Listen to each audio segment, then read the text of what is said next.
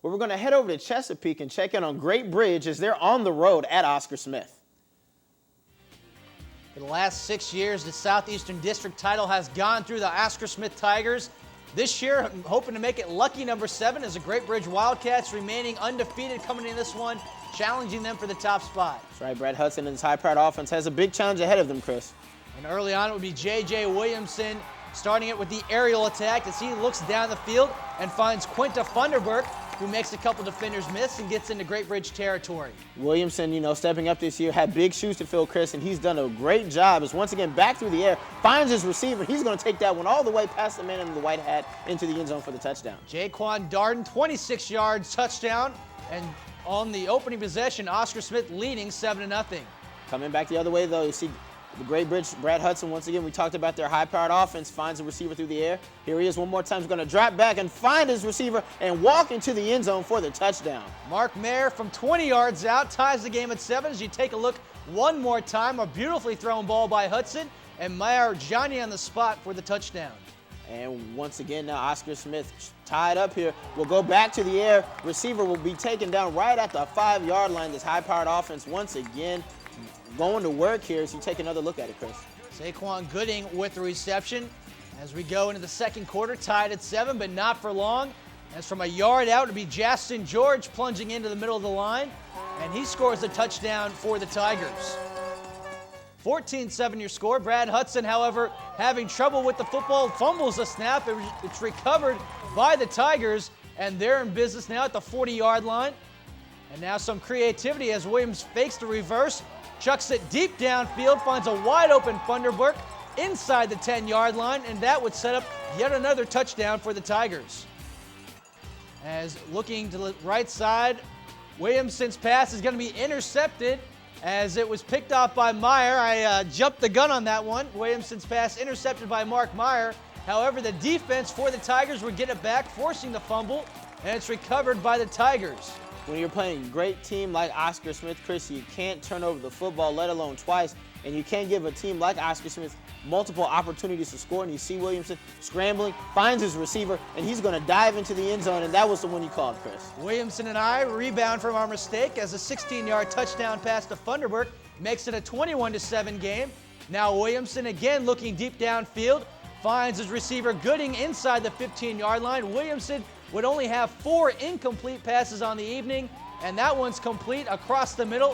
Finds Gooding this time from 12 yards out. 28-7 now your score. And here we are at the halftime. Oscar Smith band out on the field playing.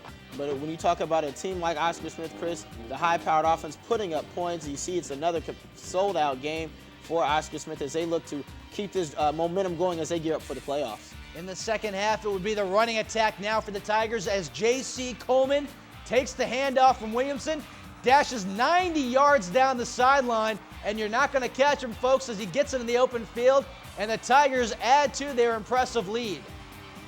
A long 90-yard run. That young man's going to go to the bench and get a much-deserved rest of that one. 35-7 the score, just under 9 minutes here in the quarter.